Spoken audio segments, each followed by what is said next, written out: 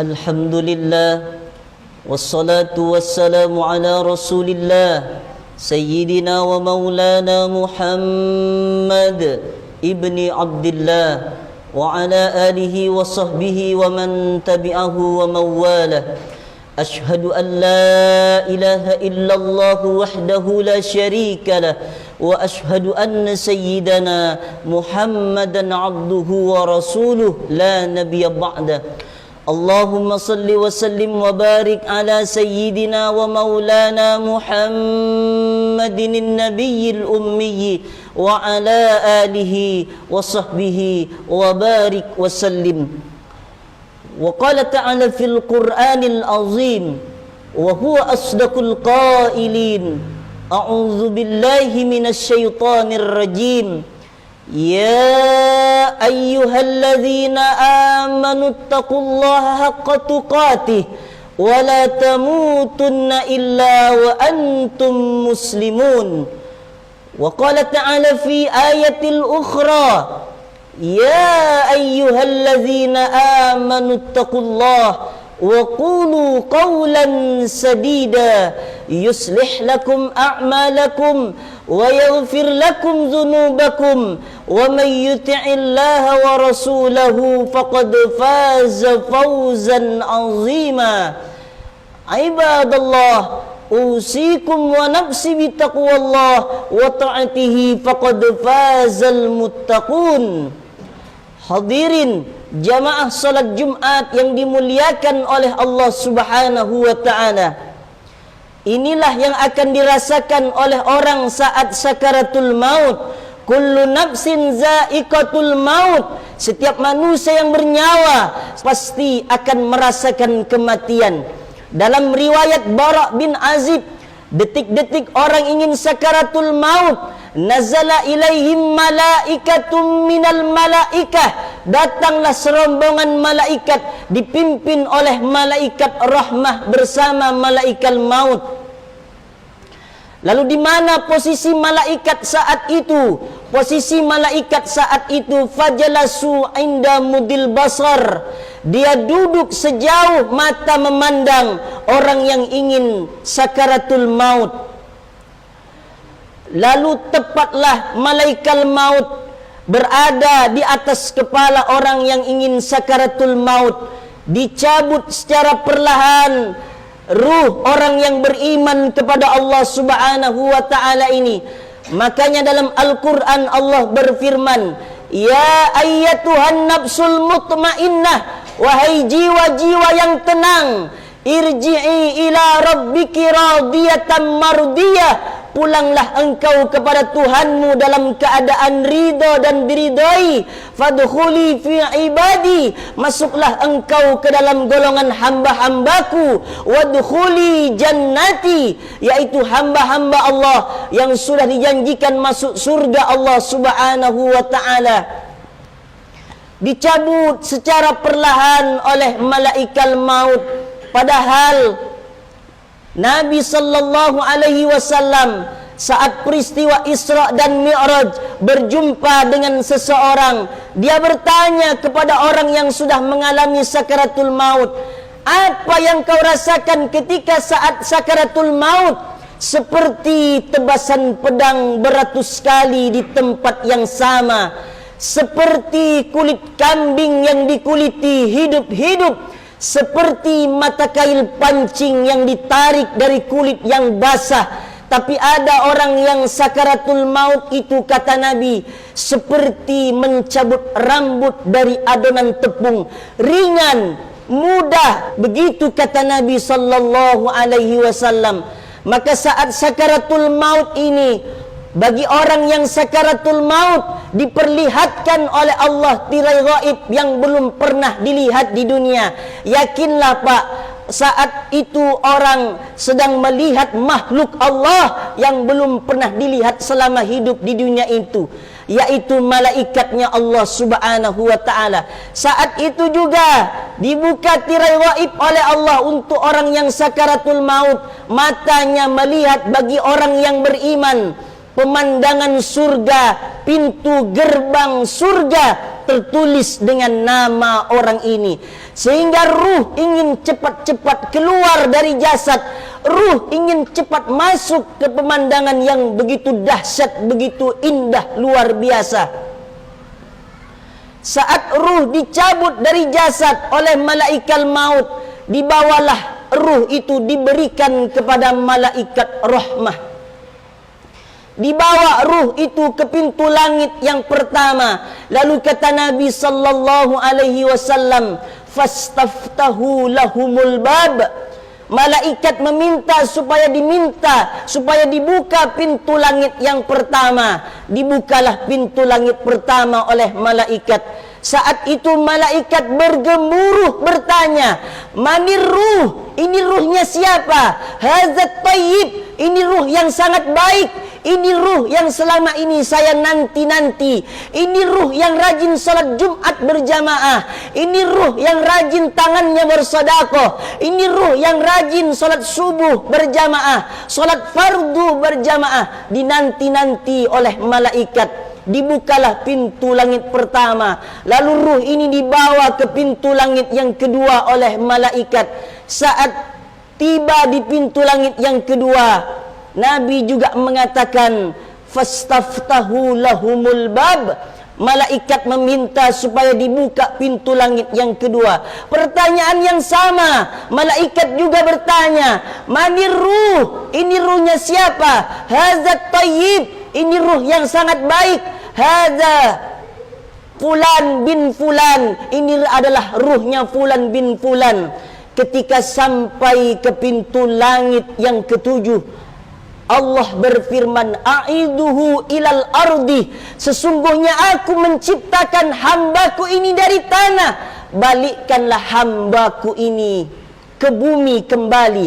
Lalu malaikat turun kembali membawa ruh ini ingin berjumpa dengan jasad.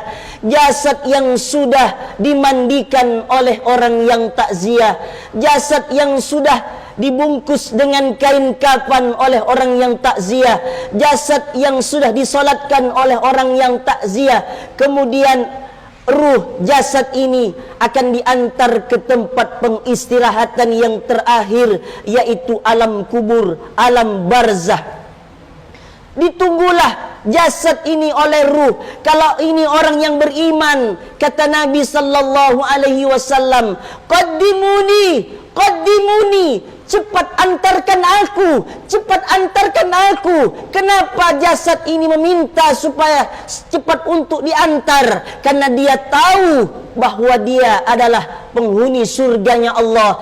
Berbeda dengan orang munafik, orang kafir, orang yang sering berbuat dosa, yang tidak bertaubat kepada Allah Subhanahu wa taala. Berbeda dengan orang yang beriman kepada Allah. Apa kata malaikat? "Ya ayyatuhan nafsul khabisah." Wahai jiwa yang kotor, wahai jiwa yang keruh, ukhruj, keluar engkau. Dipaksa keluar oleh malaikat maut. Kemudian ada orang yang sakaratul maut. Yauma taral mujrimina fi sakaratil maut. Ada orang yang sakaratul maut, dihantam wajahnya oleh malaikat, dipukul punggungnya oleh malaikat. Supaya kenapa? Supaya ruh ini keluar dari jasad. Tapi ruh mencakar kepada jasad. Kenapa ruh ini mencakar kepada jasad? Karena dia tahu saat sakaratul maut itu dibuka tirai gaib oleh Allah, dia nampak pintu gerbang neraka tertulis dengan nama orang ini. Dengan segala macam siksaan diperlihatkan oleh Allah Subhanahu wa taala. Akhirnya oleh malaikat maut disentap, ditarik dengan satu kali sentapan. Kalau orang ini beriman wafat di hadapan Allah Subhanahu wa taala, dibawakan dua barang oleh malaikat. Yang pertama kata Nabi, kafanun min akfanil jannah. Dibawakan kain kafan dari surganya Allah Subhanahu wa taala. Yang kedua, hanutum min hunutil miski. Dibawakan minyak wangi dari surganya Allah Subhanahu wa taala. Untuk apa kain kafan dan minyak wangi ini? Untuk membungkus ruh ketika dicabut dari jasad. Bayangkan Pak, ruh saja masih dibungkus dengan kain kafan. ketika dicabut dari jasad? Bagaimana dengan orang yang mengumbar auratnya saat hidup di atas muka bumi Allah Subhanahu wa ta'ala? Lututnya nampak, pusatnya nampak. Bukankah itu satu dosa di hadapan Allah Subhanahu wa ta'ala? Ruh saja masih dibungkus dengan kain kapan ketika dicabut dari jasad. Lalu diantarlah jasad ini ke tempat pembaringan terakhir, yaitu alam barzah. Kemudian jasad disimpan oleh orang yang takziah, yang ikut ke area perkuburan, dihadapkan ke arah kiblat, tali pocongnya dibuka, dihadapkan ke arah kiblat, kemudian ditutup dengan papan, kemudian diguyur dengan tanah, kemudian disimpan tulisan batu nisan atas orang yang meninggal ini. Masuklah ruh ke dalam alam barzah, alam kubur ini. Datanglah malaikatnya Allah. Dalam riwayat 3 langkah kaki orang yang takziah kedengaran oleh ruh ini. Datanglah malaikat Allah, malaikat Munkar dan Nakir, bertanya kepada mayat ini, "Marabbuka?" Siapa Tuhanmu? "Wa man nabiyuka?" Siapa nabimu? "Wa ma imamuka?" Apa imammu? "Wa ma dinuka?" Apa agamamu? "Man ikhwatuka?" Siapa saudara-saudaramu? "Wa ma kiblatuka?" Apa kiblatmu? Ditanya oleh malaikat Munkar dan Nakir. Orang yang beriman ini diberikan ketegaran oleh Allah untuk menjawab pertanyaan malaikat Munkar dan Nakir, dibantu oleh Allah Subhanahu wa ta'ala. Nabi membacakan ayatnya, "Yusabbitullahu alladhina amanu bil qawli tsabit fil hayatid dunya wa fil akhirah." Orang-orang yang beriman kepada Allah, dia percaya kepada Allah Subhanahu wa ta'ala, ditegarkan kata-katanya, dikuatkan kata-katanya, lisannya oleh Allah Subhanahu wa ta'ala. Ketika sudah menjawab pertanyaan ini, orang yang beriman dengan lantang dan benar di hadapan Allah, di hadapan malaikat Allah Subhanahu wa ta'ala. Apa kata Allah Subhanahu wa ta'ala? "An sadaqa abdi." Hambaku ini benar, hambaku ini jujur, hambaku ini tidak bohong dengan keimanannya.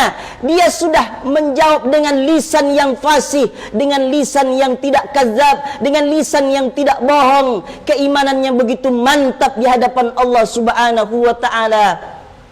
Kemudian waftahu lahu baban ilal jannah. Dibukakanlah di dalam kuburnya pintu surga oleh Allah Subhanahu wa ta'ala. Akan tetapi orang ini tak bisa memasuki surga ini sebelum hari kiamat itu tiba. Lalu di mana ruh itu diletakkan oleh Allah Subhanahu wa ta'ala? Kita mesti ikut pendapat ulama, tidak boleh mengarang-arang cerita. Apa kata Imam Ibnu Qayyim Al-Jauziyah dalam kitab Ar-Ruhnya? Ada ruh yang disimpan oleh Allah di dalam kubur, dia mendapat kenikmatan dari Allah Subhanahu wa ta'ala. Ada ruh yang disimpan oleh Allah dalam sebuah tanur, mulutnya kecil sementara di bawahnya besar. Ruh ini dipanggang dengan api neraka. Ini adalah ruh orang yang berzina, yang tidak bertaubat kepada Allah Subhanahu wa ta'ala. Ada ruh lagi yang disimpan oleh Allah di sungai darah. Setiap kali ruh ini menggelintir ke bawah, dihantam dengan batu yang sangat besar oleh malaikatnya Allah. Ini adalah ruh orang yang suka makan riba, yang tidak sempat bertaubat kepada Allah Subhanahu wa ta'ala. Ada ruh lagi yang disimpan oleh Allah antara langit dan bumi, tidak tembus kepada Allah Subhanahu wa ta'ala.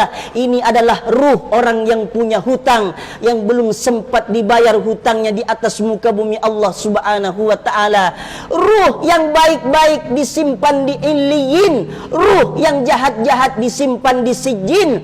Kemudian ada ruh lagi yang disimpan oleh Allah di sebuah paruh burung berwarna hijau.